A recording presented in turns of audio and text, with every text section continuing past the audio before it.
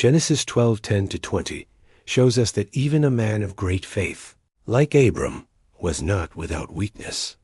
Soon after arriving in the land of Canaan, a severe famine forced Abram to journey down into Egypt. Faced with uncertainty, he became afraid for his own life.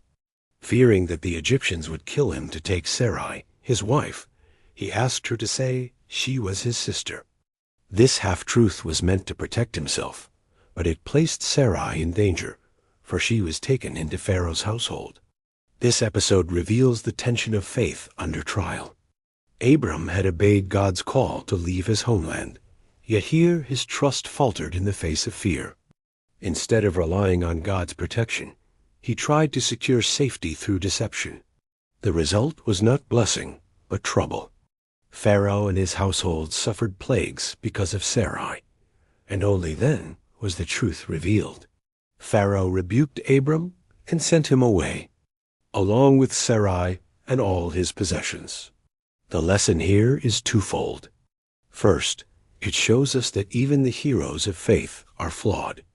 Abram's story is not one of perfection, but of a God who remains faithful despite human failure. Second, it highlights God's protection over his covenant purposes. Though Abram acted out of fear, God intervened to preserve Sarai and to ensure his promise of descendants through her would not be threatened.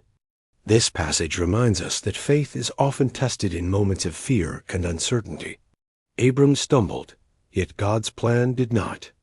The God who called him was the God who would protect him, even from his own mistakes. And in that truth lies the hope for all believers. God's faithfulness is greater than our failures.